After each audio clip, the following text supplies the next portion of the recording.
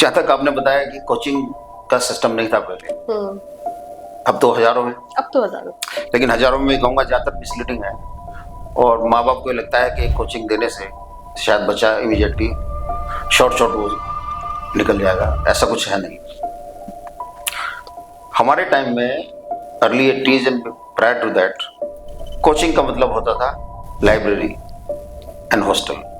Unfortunate बात वंदना जी ये है कि अभी अफसरों में भी इतनी ही ग्रीड हो गई है जितनी बिजनेसमैन में है या नेताओं में है। They are not lagging behind, they are not far behind.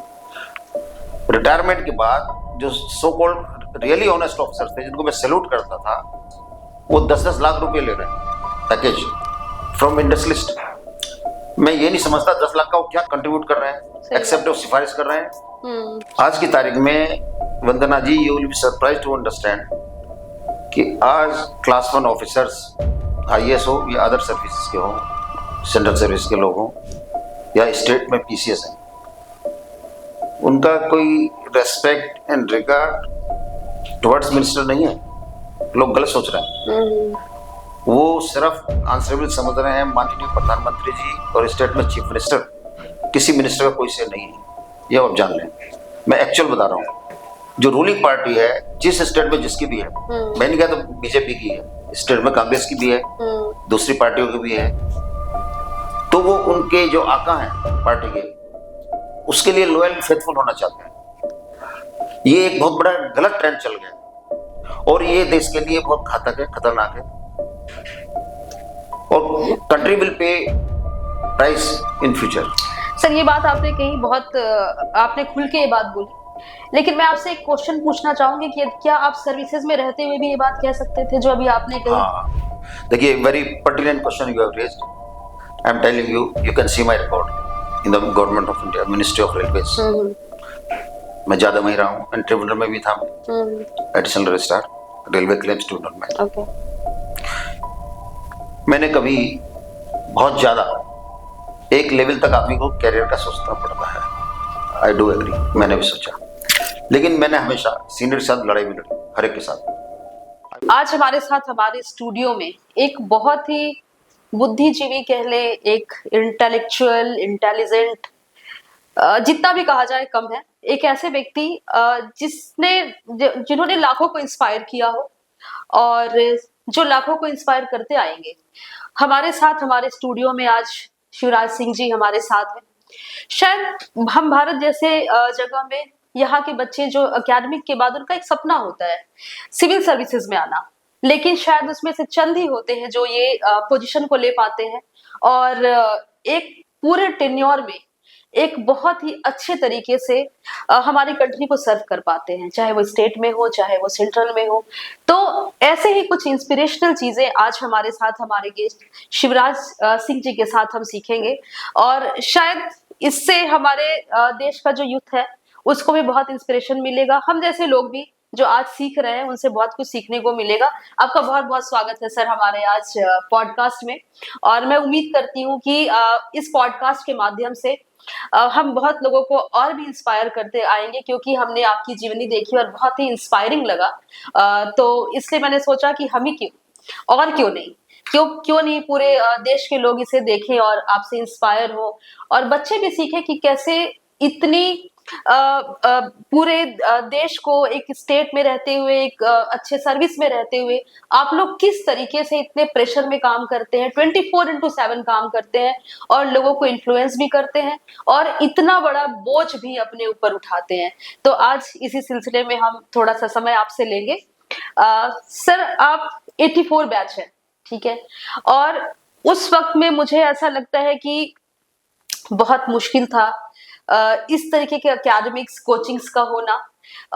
हमारे देश में बहुत उस वक्त कोचिंग्स नहीं हुआ करते थे जहाँ पे जिस तरीके से आज की डेट में कोचिंग्स, एकेडमिक नोट्स, बुक्स, सारा कुछ पब्लिश होता है एक UPSC एग्जाम निकालने के लिए या IAS ऑफिसर बनने के लिए, IRS ऑफिसर बनने के लिए।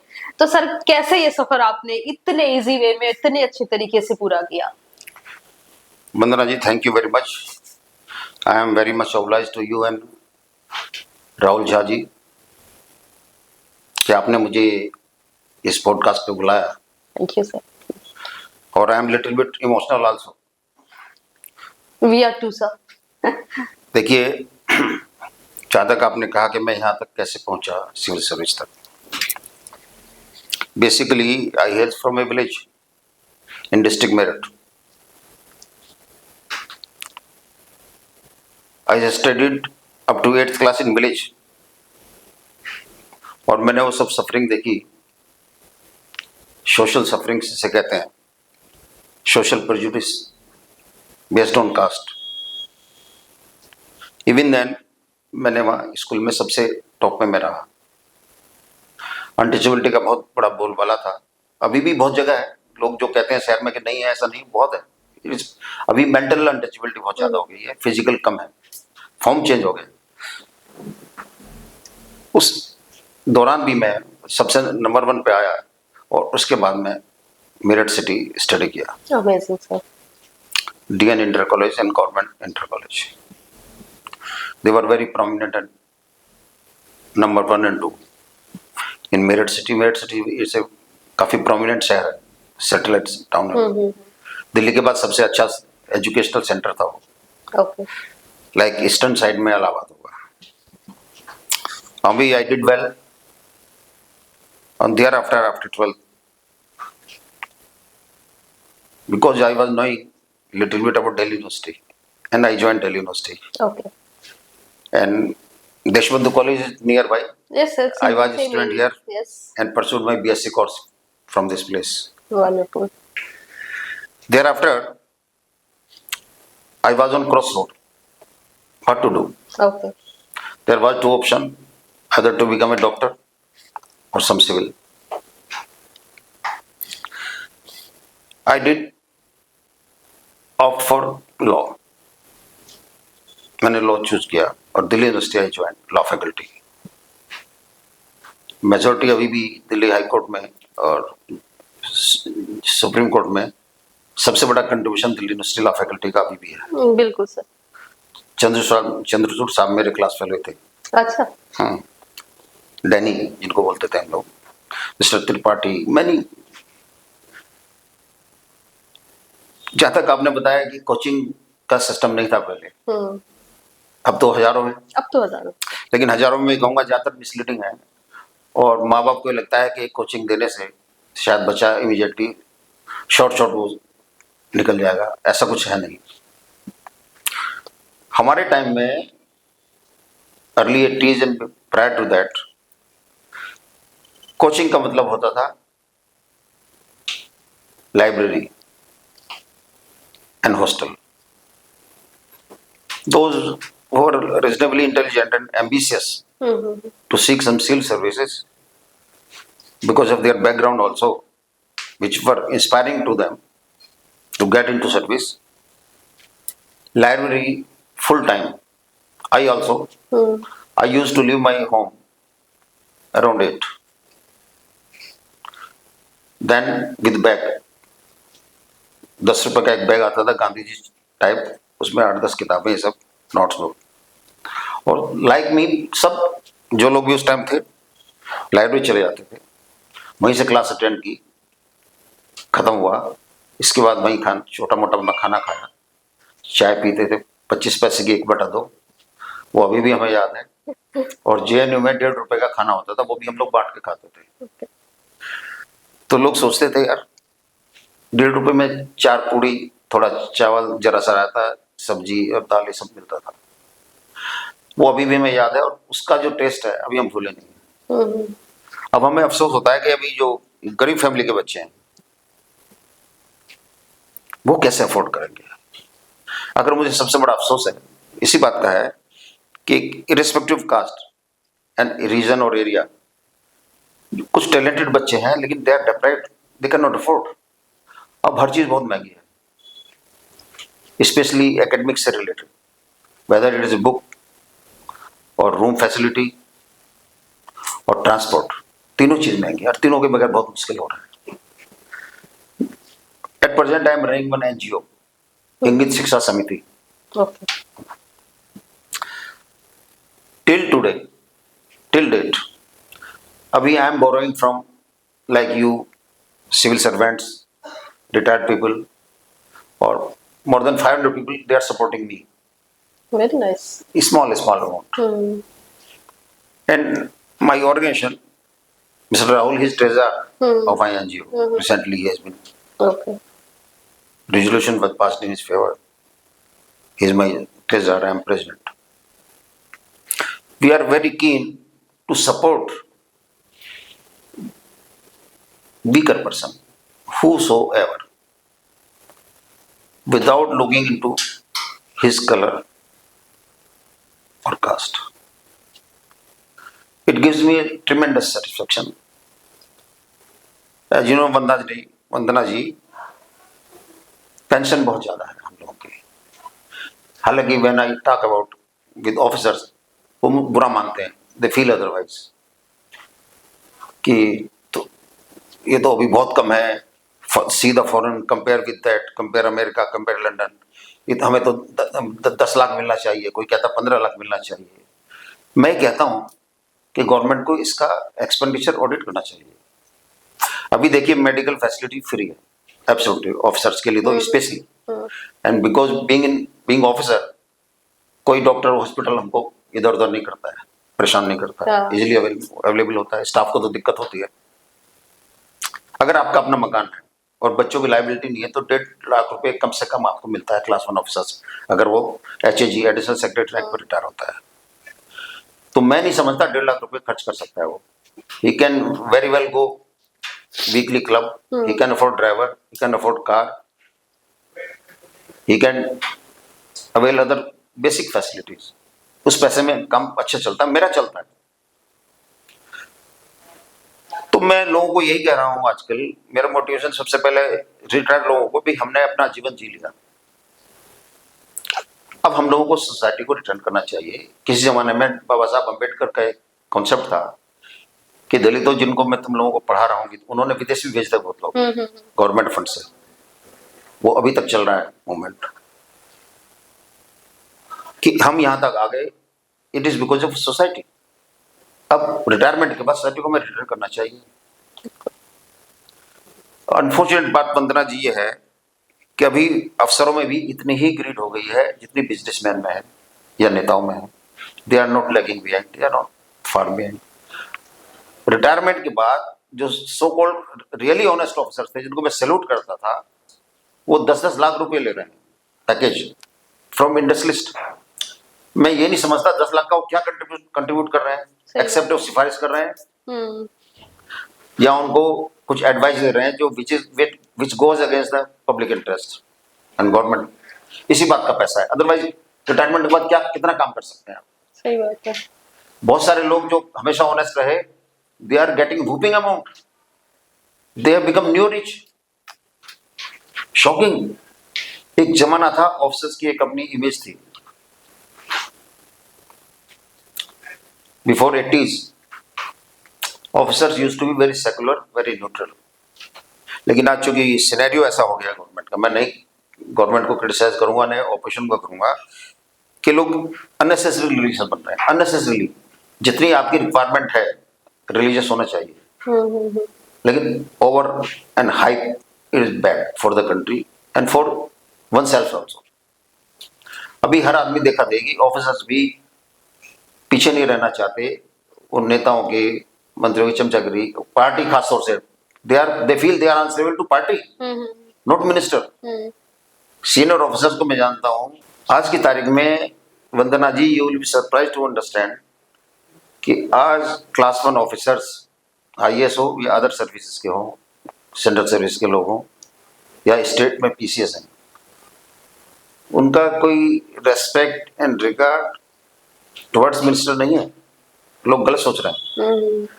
वो सिर्फ आंसरेबल समझ रहे हैं माननीय प्रधानमंत्री जी और स्टेट में चीफ मिनिस्टर.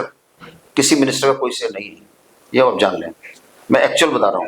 नहीं सर, बहुत आपने वो फील उनका आंसरेबल, वो अपने आप को समझ रहे हैं. पार्टी आइडियोलॉजी,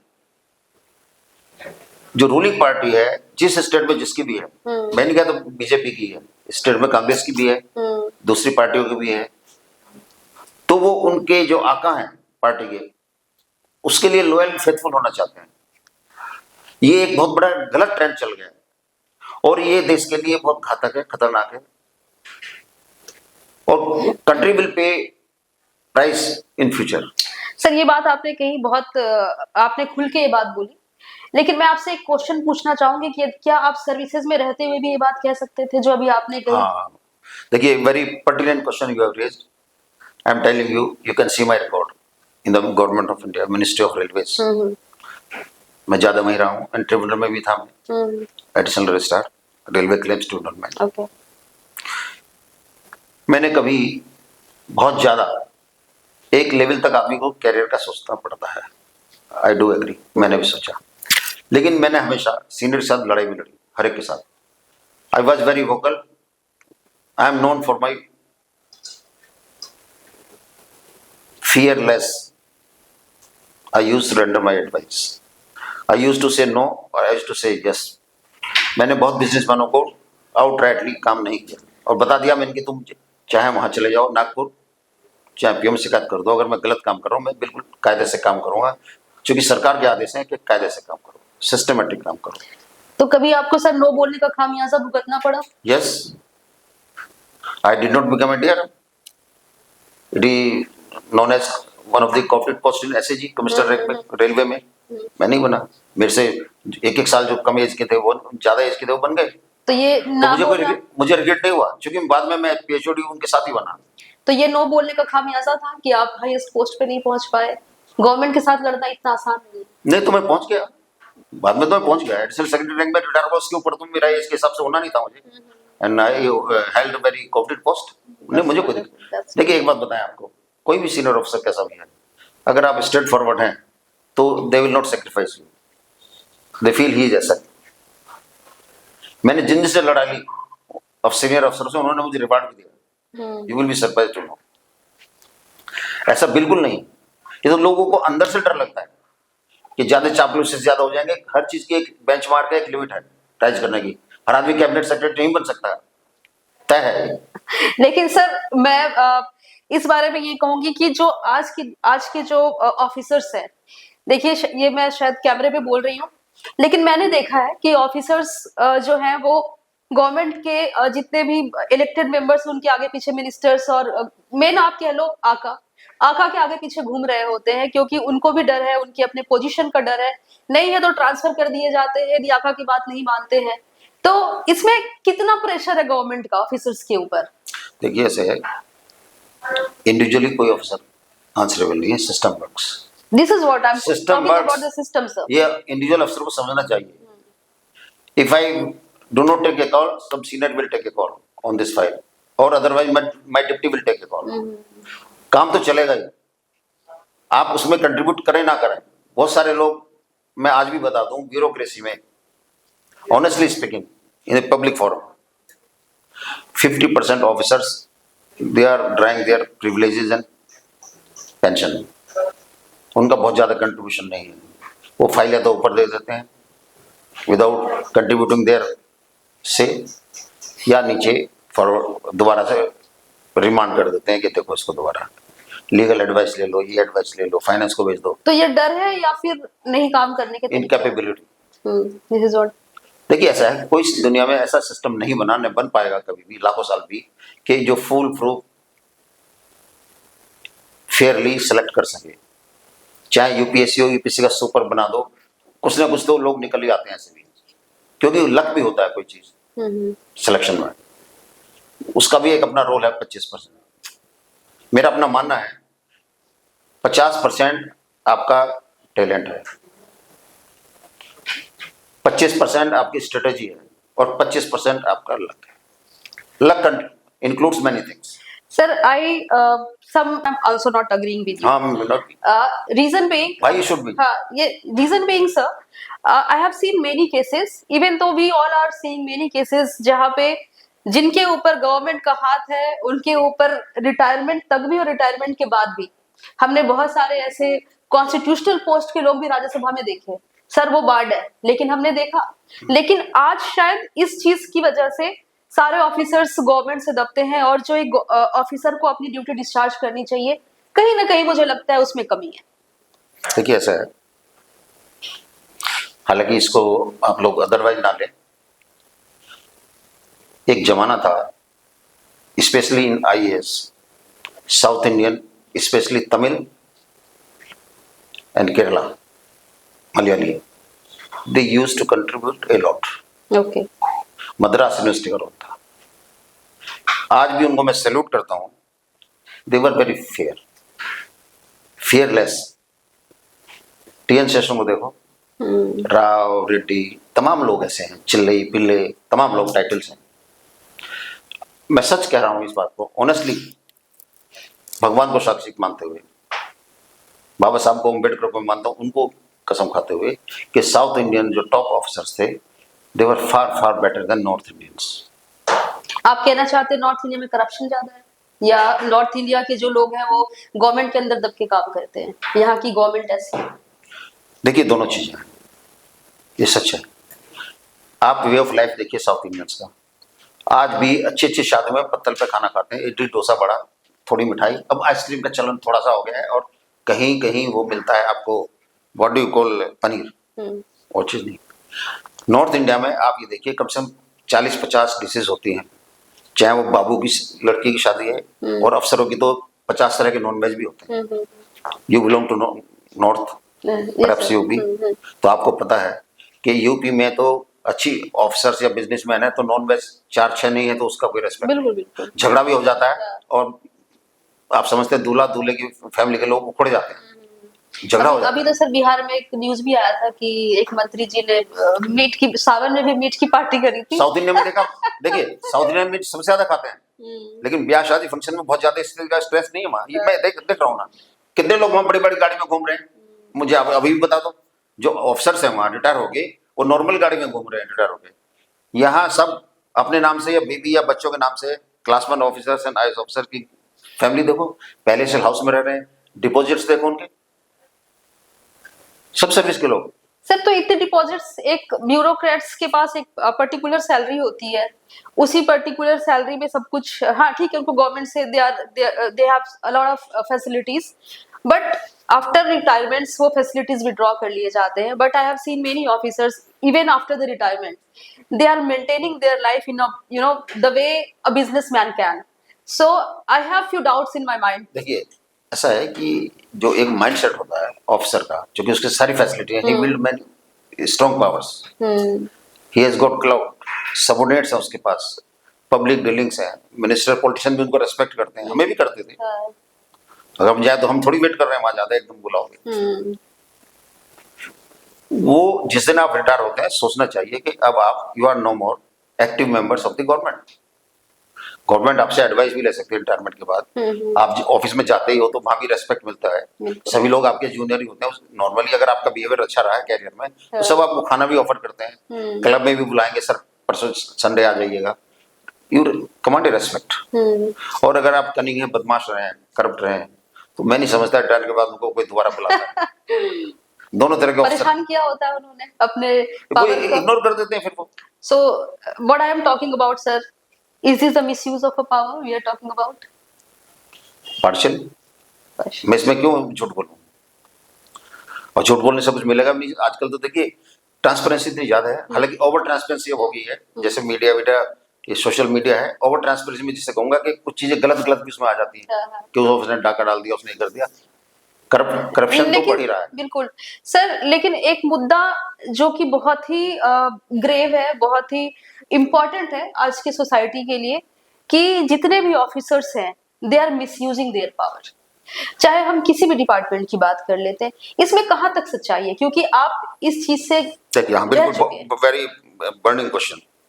सच ये है कि पार्शियली इट इज ट्रू, लेकिन इतना ज्यादा भी नहीं जितना लगता है लोगों को। ओके, उसके ऑफिसर्स के अपने कुछ प्रिविलेज हैं। सपोज ही सीनियर ऑफिसर, उसके पास अपनी गाड़ी भी है, स्टाफ की भी गाड़ी है, दूसरी गाड़ी भी, उसकी बीवी अगर उसमें चलेगी तो बहुत बड़ा एक करप्शन वो होता है जो हजारों करोड़ रुपए कमा रहा है, 500 करोड़ों में खेल रहा है, या against the public interest, against the government interest वो गलत डिसीजन लेके पर्टिकुलर पार्टी को फेवर पहुंच रहा है। मेरा अपना मानना ये है।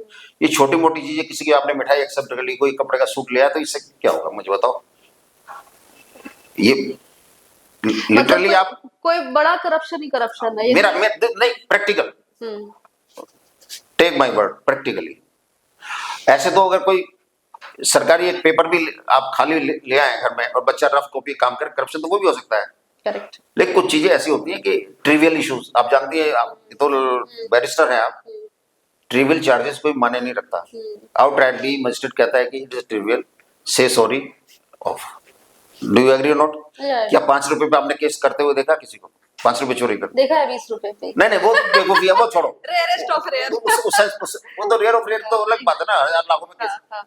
मान ली किसी ने मक्खन चुरा ली, किसी रोटी चुरा ली, केस होते देखा है, फनी हो जाता है वो। मैं कट आप ये पूछिए कि आप बच्चे को कैसे तैयार करना चाहिए। नहीं, वो पूछूंगी, वो यूथ पे आएंगे अभी। हम पहले 2-3 मुद्दे थोड़े कंट्रोवर्शियल पूछ लेते हैं सर। जैसे अभी हम बार बार एक ही चीज को डिस्कस कर रहे हैं, लेकिन मैं बहुत उसको माइन्यूटली समझना चाहती हूँ, शायद हमारे दर्शक भी समझना चाहते होंगे। ब्यूरोक्रेसी एंड गवर्नमेंट, ठीक है, ये 2 चीजें हैं।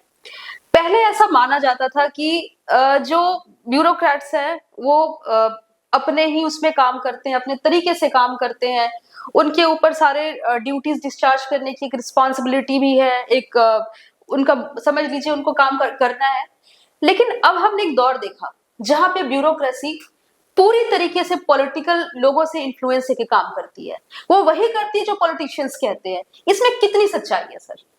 देखिए मैडम वंदना जी, एक कॉन्सेप्ट है executive function and advisory function.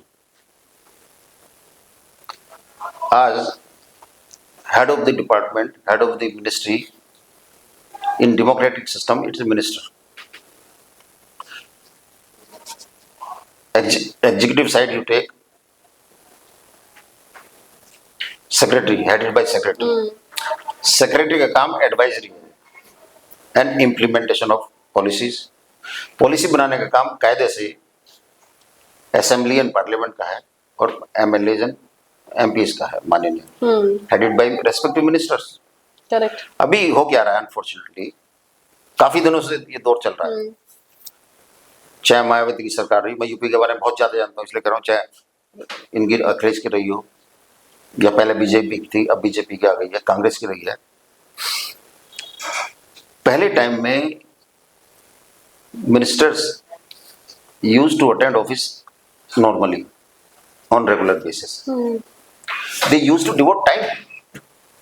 Policy discuss क्या करते थे वे अफसरों की टीम को बुला के, secretary, additional secretary, joint secretary, directors, भाई ये हमारा मैनिफेस्टो था, इसको इम्प्लीमेंट करने की क्या क्या हमें करनी चाहिए, चाहे गरीब का पॉवर्टी एलिवेशन का इशू हो या हेल्थ का हो या पानी का हो, व्हाटएवर, हजारों चीजें हैं गवर्नमेंट में। और they used to break their head. मंत्रियों को मैं देखता 12 बजे तक लगे रहते थे। Surprising to you, shocking for the country, कोई आप मिनिस्टर आज मुझे बता दीजिए कि रात के महीने में कितने दिन मंत्रालय जा रहे हैं। उनके पास पार्टी ने इतने काम उनको दे रखे हैं, उनके पास टाइम नहीं है। कैपेबिलिटी तो छोड़ दो, उसमें तो क्वेश्चन ही नहीं कर सकता कितने मिनिस्टर जा रहे हैं, आप क्वेश्चन कर लेना, आप पता चल जाएगा आपको। मैंने कई मंत्रियों को, अपने रेल मंत्रियों को देखा है, 11 बजे तक 12 बजे तक रहते थे, बोर्ड के मेंबर्स रहते थे, सीनियर ऑफिसर्स रहते थे, दिन में तो पब्लिक भीड़ लगी रहती थी, बाद में बैठे रहते थे, डिस्कस करते थे ये करना चाहिए, ये नहीं करना चाहिए, इसका ये फायदा है, नुकसान है। तो पॉलिसी रिलेटिवली फेयरली अच्छी बनती थी। आज आप देखो ना कितने प्लान बन रहे हैं, उद्घाटन होता है 200-400 का होता है, कितने ऐसे अफसर बता सकते हैं कितने उसके डिपार्टमेंट में कितनी योजनाएं चल रही है, कोई नहीं बता सकता दुनिया में, चाहे नोबेल प्राइज ले आए। सही बात है। चाहे हरदयाल सिंह एमए की मेमोरी हो, उसकी वो तो रख दे सकता, हजारों हैं, उद्घाटन करे जा रहे हैं, पैसा कहाँ जा रहा है, कहाँ से आ रहा है, nobody knows, nobody is accountable. Unfortunate party है। मैं तो, आप ताज्जुब करेंगी, मैं टीएन शेषन का फोटो लगा कर रखता हूँ। अच्छा। अगर इस कंट्री में डेमोक्रेसी कायम रखनी है, कंट्री को आगे बढ़ना है, he was staunch Pandit, anger ब्राह्मण था वो, अच्छा, सो कॉल्ड सुपीरियर ब्राह्मण, तमिल। लेकिन he was fearless, straight forward, secular. Bureaucrat को सबसे बड़ी चीज जो उसकी जीत है ना, मैं आपको बताऊं, आज भी और आगे भी, कि फियरलेस रहे, न्यूट्रल रहे और सेकुलर रहे। अगर 3 चीज आपके अंदर हैं तो आप कम पैसे में अपनी फैमिली चला सकते हैं, आपके बच्चे लायक बन जाते हैं। बहुत करप्ट होने से होता क्या, you can not manage the money. और बच्चे जब देखते हैं कि इतना पैसा है तो वो पढ़ेगा क्यों, वो हर जगह गाड़ी से जाएगा, दोस्तों को घुमाएगा, प्रिविलेज। मम्मी से पैसा लेगा प्यार करके, मम्मी उसको वो 500 रुपये कहेगा, वो 5000 रुपये देगी क्योंकि फ्री का पैसा है। तो मैंने ज्यादातर करप्ट अफसरों के बच्चे कम देखे हैं काबिल होते हुए, और जो हैंड टू माउथ ऑफिस जिन्हें कह रही हो आप, इतना कम भी नहीं मिलता, उनके बच्चे कामयाब ज्यादा हैं। सर जैसे कि मैंने सुना है कि दो चीजें आएंगी इसमें, कि आपकी खुद की फैमिली बैकग्राउंड भी जो है वो ऑफिसर्स का रहा, आपके पिताजी भी एसडीएम रहे, तो और एक तरफ वो बच्चे सर जो अब यूपीएससी की तैयारी कर रहे हैं, ऑफिसर्स बनना चाहते हैं, ब्यूरोक्रेसी में आना चाह रहे हैं। तो मैं दोनों चीजें जानना चाहूंगी कि एक तरफ आप जहाँ पे आपका फैमिली बैकग्राउंड ऑफिसर्स का रहा, एक तरफ वो बच्चे जो फर्स्ट जनरेशन होंगे, या बहुत सारे बच्चे बिहार यूपी जैसे जगह से भी आते हैं दिल्ली में सपने लेकर, तो उनके लिए आपका क्या एक मैसेज रहेगा, कैसे वो क्रैक कर सकते हैं, या फिर सिर्फ आप जैसे लोग जिनका फैमिली बैकग्राउंड ही ऑफिसर्स का था वही कर सकते हैं? देखिए sir, despite my family background, for family reasons मैं 3 साल गांव में रहा और मैंने अनटचेबिलिटी सफरिंग देखी है। Okay. इसके बावजूद चूंकि मेरा दिमाग था, थोड़ा पढ़ाई करता था, मैं टॉप किया था, 4 स्कूलों में मेरा नंबर 1 था। तो सफरिंग मेरी भी रही है, क्योंकि अफसर होने से काम नहीं चलता, किस कास्ट के उसके बहुत फर्क पड़ता है गाँव में ना। आप समझे इस बात को? सिस्टम आज भी हमारे यहाँ जिंदा है सर। मैं बच्चों को से पहले उनके पेरेंट्स को संदेश देना चाहता हूँ, जो पैसे की बल पे बच्चों को अफसर बनाना चाहते हैं, दिस इज रॉन्ग, उनको ये भूल जाना चाहिए। पहले उनको इन डेप्थ अपने बच्चों को समझना चाहिए कि बच्चा किस लेवल पे है, मेंटल लेवल उसका क्या है, उसका एटीट्यूड एप्टीट्यूड क्या है। हर आदमी का एप्टीट्यूड अफसर बनने का नहीं होता। कुछ प्रोफेशनल है, बहुत अच्छा काम कर सकते हैं, कुछ टेक्निकल बहुत अच्छा काम कर सकते हैं, कुछ टीचिंग में एक्सेल कर सकते हैं, नाम कमाते हैं लोग। बिल्कुल। तो ये इस देश में प्रॉब्लम ये है कि हर आदमी आईएएस ही बनेगा, यही देश को बर्बाद कर रहा है, इसीलिए अच्छे साइंटिस्ट नहीं बन पा रहे हमारे यहाँ। अच्छा, बहुत सारे इंजीनियर्स आपने हम देखा है, भाई सरकार के पैसे पे आप इंजीनियरिंग कॉलेज से पढ़ के आए हो और फिर सिविल सर्विस में आ रहे हो, उसको छोड़ देते हो, तो एक गवर्नमेंट के ऊपर लाइबिलिटी हो ना। बिल्कुल। या तो आप पे बैक करिए। अभी प्रॉब्लम यही है कि कुछ इतना हाइप कर दिया है सिविल सर्विस का, और चूंकि इतनी पावर और है तो हर आदमी चाहता है, कौन नहीं चाहता उसका बच्चा अफसर हो, उसकी भी टोर हो, उसके आगे पीछे लोग घूमे, वो भी सरकारी गाड़ी में घूमे बेटे की। देखिए इंडिया का सबसे टॉप लेवल का वो है, प्रोफाइल है। देखिए उसका भी मैं बताऊं, हिंदुस्तान में अराउंड 110-120 इसके आसपास का आईएएस ऑफिसर बनता है। हाँ, हर साल 80 समथिंग आईपीएस होता है, वेरी करता रहता है हर साल। ठीक है, इन 200 समझ लो दोनों को, ठीक है। बाकी सेंट्रल सर्विस ग्रुप ए की सर्विसेज कहीं 20 है, कहीं 30 है, कहीं 10 है, इस तरह का है। 22-23 सर्विस सेंट्रल सर्विस है। आप प्रैक्टिकली भी सोच लीजिए कि पॉसिबल ही नहीं है हर आदमी ऑफिसर बन जाए और हर आदमी आईएएस बन जाए। आदमी को और पेरेंट्स को भी प्रैक्टिकल होना चाहिए, और उसी के हिसाब से उसको अपना चार्ट बनाना चाहिए कि मुझे ये अचीव करना है लाइफ में। Happiness it comes from with in, satisfaction आपको अंदर से लाना है। Satisfaction is very. आप ये समझिए सारे अफसर बन के हम सब सेटिस्फाई हमेशा थे, ऐसा नहीं। और क्या जो नहीं बने वो हमसे खराब है, ऐसा भी नहीं है। मैंने बहुतों को देखा है जो हमारे साथ के थे, जो अफसर नहीं बने, उन्होंने और कुछ इख्तियार कर लिया, तो फाइनेंशियली हमसे पीछे कभी नहीं रहे वो, और उनके सोशल कनेक्शन भी, पॉलिटिकल कनेक्शन भी हमसे कम नहीं रहे। आपका अपना भी करिश्मा होता है जीने का, आप किस तरह लाइफ को जीना चाहते हैं। बहुत अच्छे आर्टिस्ट लोग बनते हैं, नहीं बहुत अच्छी बात, उनको लोग क्या हम रेस्पेक्ट नहीं करते, ऑफिसर्स भी रेस्पेक्ट करते हैं उनको, ऐसी बात नहीं। जिसने अपने फील्ड में अच्छा काम कर लिया वही बहुत अच्छा है। मैं सिर्फ ये कहना चाहता हूँ लास्ट में, जहां तक आपने बताया कि उनको मैं क्या गाइडेंस दे सकता हूँ, मेरा मोटिवेशन है कि पहली चीज तो उनको देखना है कि ये सेल्फ स्टडी वाला एग्जाम है। दूसरी चीज, लाइब्रेरी और बुक्स, सेल्फ स्टडी जितना आप ज्यादा करेंगे आपके चांस प्रोबेबिलिटी ज्यादा होगी। दूसरी चीज में यह है कि आपको प्रिसाइज पढ़ना। हम बहुत सारे लोग, इसलिए भी हम आईएएस नहीं बने, हो सकता हम बन सकते थे। एमए पीएचडी उसकी किताबें रेफरेंस पढ़ते रहे, कितना टाइम खराब हुआ। Of late we came to know कि देखिए यूपीएससी आपसे एक्सपेक्ट करते ग्रेजुएशन लेवल, बीए के लेवल का सब्जेक्ट पे आपको नॉलेज होना चाहिए, और उसको precise concise with due economy of words आप लिखना जानते हैं आंसर, तो आपके नंबर आएंगे। Otherwise if you know thorough the subject और लंबा चौड़ा आप लिख रहे हैं 4-4 पेज का, आपके नंबर सब कट जाएंगे, Okay. आप कभी अचीव कर ही नहीं सकते। उसमें लिखा रहता है कि 50 वर्ड्स में लिखो, 150 में लिखो, 300 से ज्यादा ये मत लिखो, ज्यादा होकर नंबर कट जाएंगे। वो लेवल प्लेइंग का सिस्टम है यूपीएससी में। ऐसा नहीं कि आप थोरो में, तो हायर स्टडी की किताबें ना पढ़ें, ग्रेजुएशन लेवल की पढ़ें ओके या एनसीईआरटी रिलेटेड पढ़ेंगे, उनके चांस ज्यादा हैं, कोर्स कंटेंट कम है और अच्छे बच्चे निकलते हैं।